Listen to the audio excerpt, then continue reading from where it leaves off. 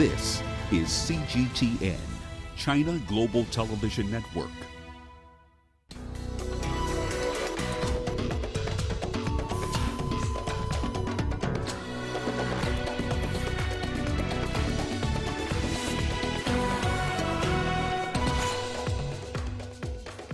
ECOWAS delegation heading to Ouagadougou after suspension of Burkina Faso from the regional bloc.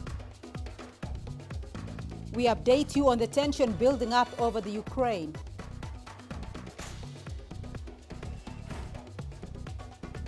And we focus on a dance instructor in Uganda using performances to foster mental wellness. Welcome to Africa Live on CGTN with me, Beatrice Marshall, in Nairobi. We'll bring you the details on those stories in just a moment, but first, here's Hannah Vivier with the day's business headlines. Hannah. Thank you so much for that, Beatrice. Here's what's coming up in Africa Live Business. Uganda is set to give green light to the long-delayed oil project as it eyes exports by 2025. And South Africa's producer inflation accelerated more than expected in December amid rising energy prices. There's stories and more coming up in Africa Live Business, but for now, news making global headlines with Beatrice. Hannah, thank you. And let's start off with West African news, where West African leaders have suspended Burkina Faso from the regional bloc ECOWAS. Leaders met virtually on Friday to discuss developments in Burkina Faso.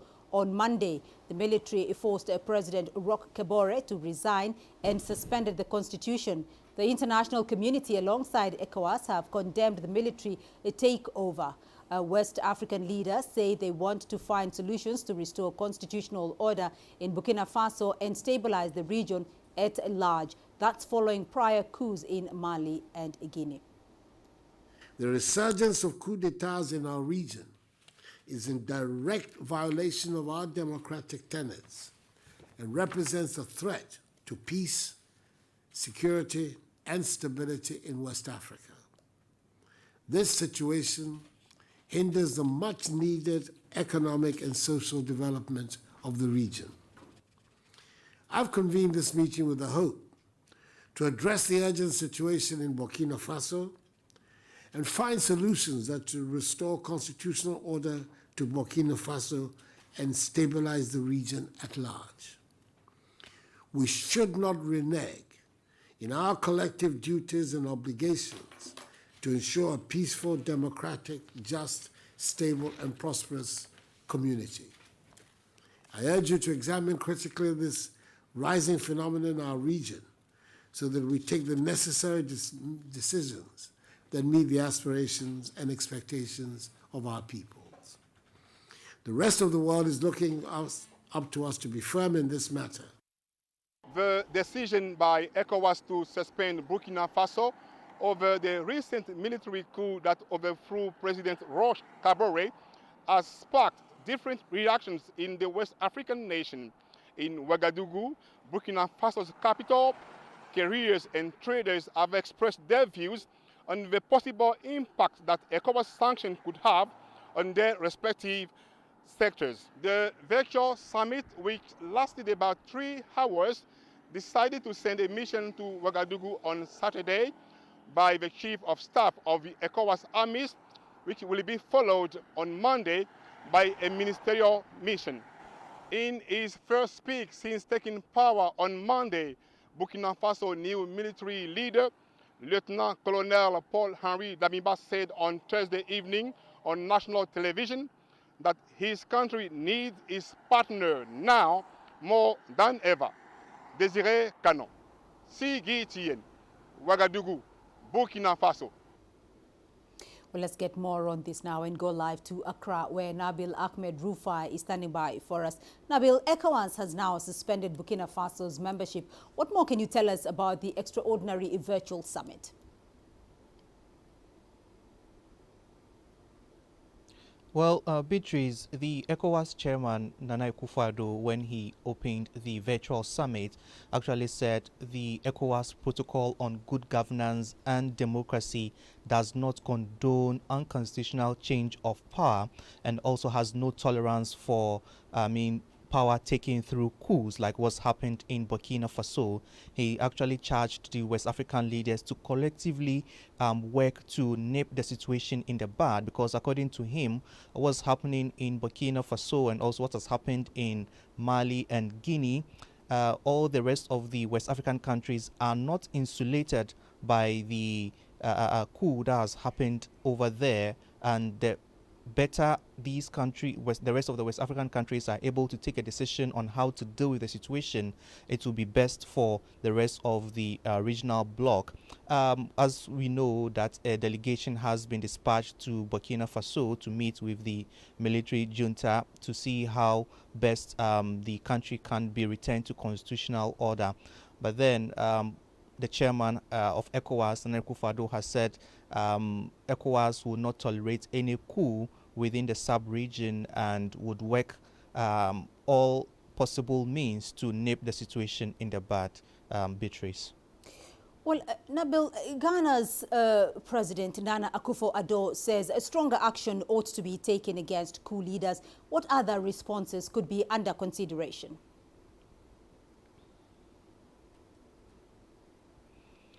Well, now that Burkina Faso has been suspended from the regional bloc ECOWAS, and a delegation has been dispatched to Ouagadougou to meet with the military junta to see if an agreement will be reached to return the country to constitutional rule. If this fails, it's likely ECOWAS will impose further sanctions, which would be mainly economic sanctions on Burkina Faso, as it did to Mali and then Guinea.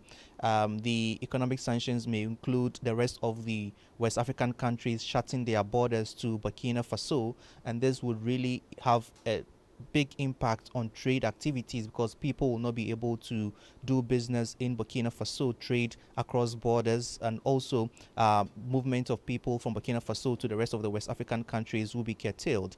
And aside that, it's likely the military leaders will have their financial assets frozen, that of their families as well. So further sanctions would be really big when it comes to economic sanctions that will be imposed on Burkina Faso if this initial dialogue or discussions fails. Beatrice. All right, Nabil Ahmed Rufai joining us there from Accra. Thank you. While Burkina Faso's new military leader, Lieutenant Colonel Paul Henry Damiba, says the West African country will return to constitutional order when conditions are right. Damiba spoke for the first time on national television since leading a mutiny that ousted President Roch Marc Kabore on Monday. When the conditions are right, according to the deadline that our people will define in all sovereignty, I commit to a return to a normal constitutional order. Fellow citizens, people of Burkina Faso in the diaspora, while there are many priorities, it's clear that the main priority remains security. We must significantly reduce the areas under terrorist influence and the impact of violent terrorism by giving the defense and security forces, and also the volunteers for homeland defense, the will to fight and to go on the offensive with adequate means. Lieutenant Colonel Damiba says he will convene various sections of Burkina Faso society to agree on a roadmap to plan and carry out reforms needed in different sectors, including security. On Monday, the junta said it would propose a calendar for a return to constitutional order within a reasonable time frame, but has not yet elaborated on its plans. Damiba has also promised to take back control of zones affected by violence from militants linked to Al-Qaeda and the Islamic State. He is urging the international community to support Burkina Faso in its quest to restore peace in the nation. J'appelle la communauté internationale. I call on the international community to support our country so that it can emerge from this crisis as quickly as possible and resume its march towards development. I understand the legitimate doubts raised by this break in the normal functioning of the state, but I would like to reassure all friends of Burkina Faso that the country will continue to respect its international commitments, particularly with regard to the respect of human rights.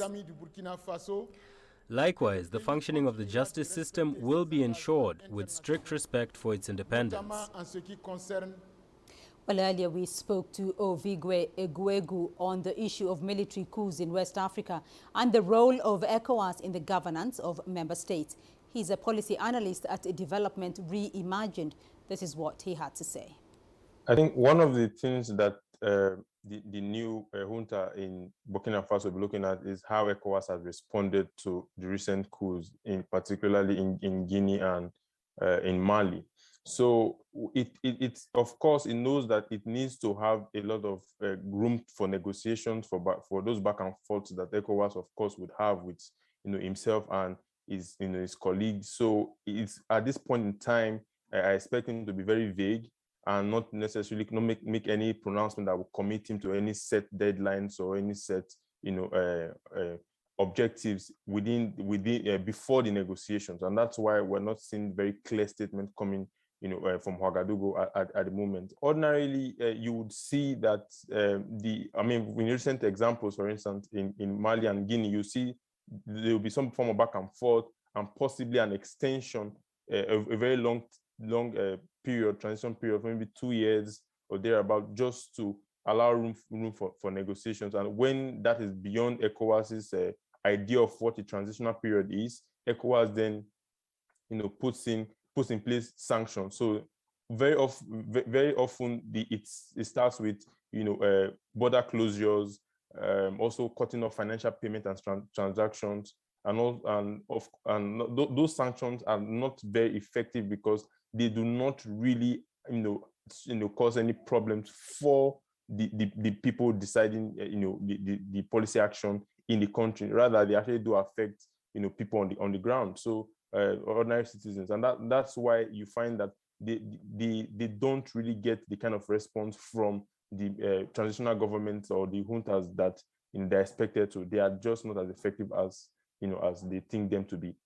One of the things about ECOWAS is that in its constitutive act there is the commitment to democracy and democratic process, and that's why it is clear for disgruntled military officers planning coups to actually know exactly what ECOWAS is going to do. Now, ECOWAS doesn't like to interfere, but at the same time, sanctions, it's actually a form of interference because you're trying to coerce, a party within a country to do, what you want them to do or to act in accordance to, your prescribed laws. So in a way, we cannot really apply that non-interference with regards to ECOWAS response to to sanctions or the EU. And that's why if you are going to interfere, of course, you want to do it in a very constructive manner, but and it's not what we're seeing.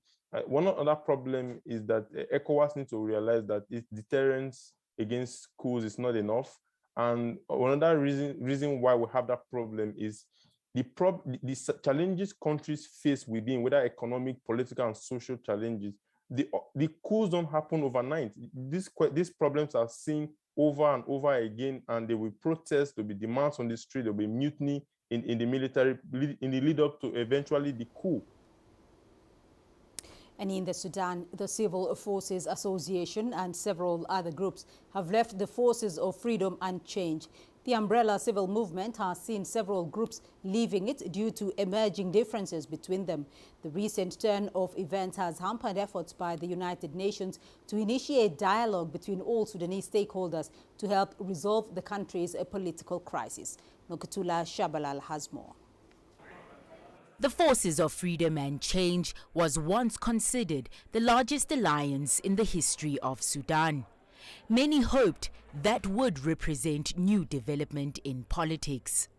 But the Civil Forces Association, Sudan Civil Assembly, as well as the Communist Party and factions from the Revolutionary Front have also far left the alliance. We in Freedom and Change are coherent. Freedom and Change operates with a strong established political line, and whoever deviates from the line should go. As for those who abide by the same conditions and the same charters and treaties that were formulated by Freedom and Change during the period of previous regime, I think if their vision is not the same as us, they should leave too. The people have lost their lives.